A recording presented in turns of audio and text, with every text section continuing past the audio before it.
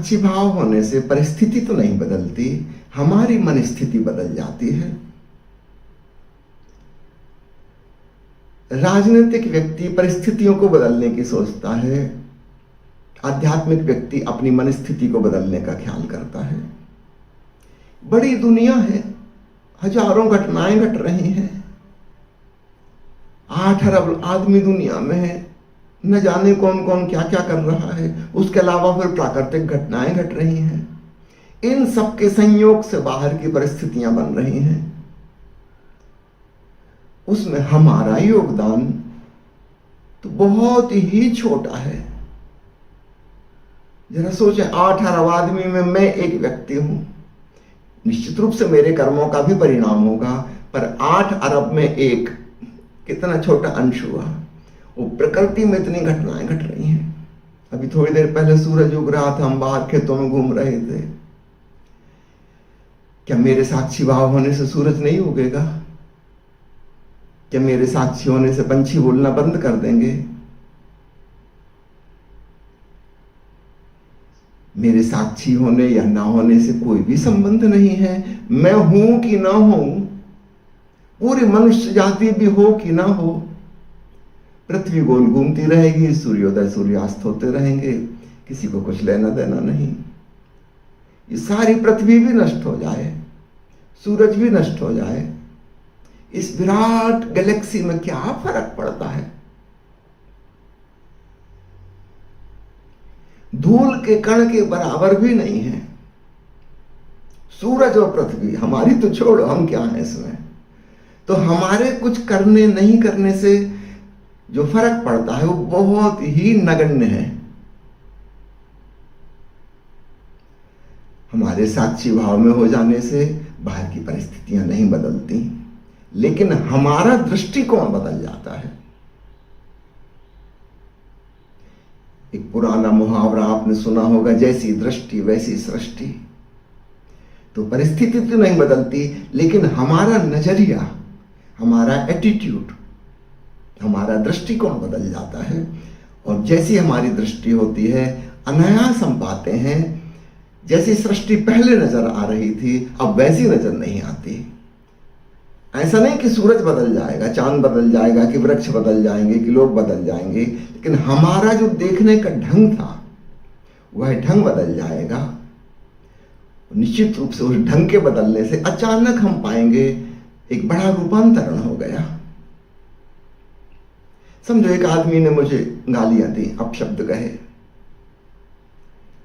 यदि मैं साक्षी नहीं था तो मैं क्रोधित हो जाता था, मैं भी आग बबूला हो जाता था, प्रतिक्रिया करता था।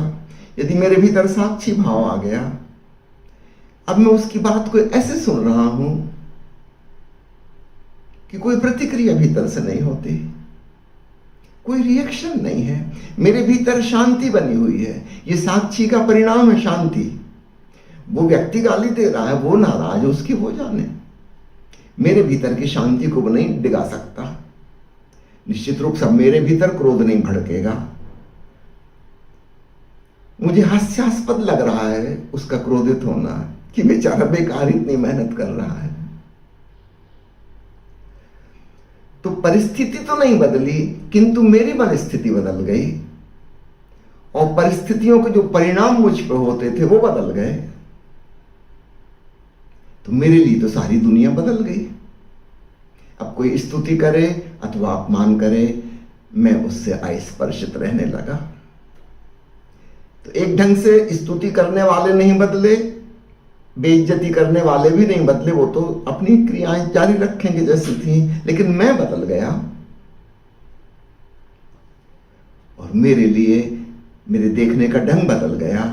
अब वो लोग ना तो मुझे मित्र जैसे दिखाई देते, ना शत्रु जैसे दिखाई देते। पहले लगते थे, जो मेरी तारीफ करते थे वो दोस्त लगते थे, जो निंदा करते थे वो दुश्मन लगते थे। कोई मेरे अहंकार को पुष्ट करता था, सहयोगी लगता था, कोई मेरे अहंकार को गिराता था, बैरी लगता था। अब कुछ भी नहीं लगता। मेरा होना अपने आप में संपूर्ण हो गया। कोई क्या करता क्या नहीं करता वो जाने। तो एक ढंग से परिस्थिति नहीं बदली और फिर भी बदल गई, मेरे लिए बदल गई पर्सनल।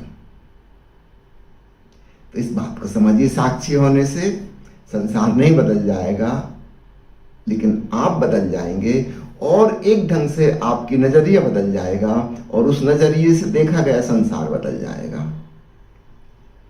सब कुछ वही रहेगा, फिर भी कुछ भी वही नहीं रहेगा।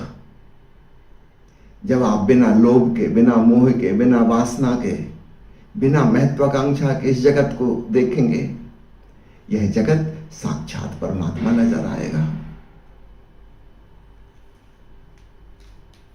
जापान के जैन फकीर कहते हैं कि संसार और निर्वाण एक ही हैं।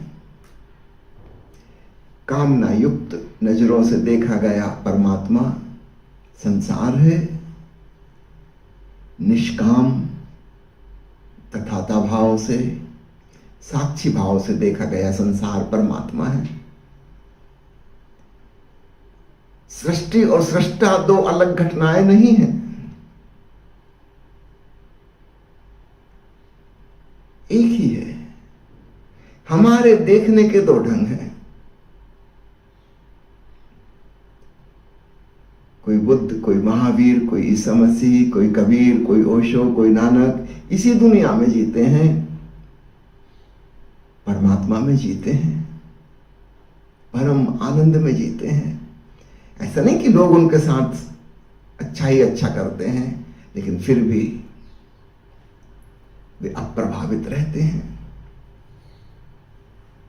उनके भीतर के स्वर्ग को, मोक्ष को, निर्वाण को कोई डिगा नहीं सकता।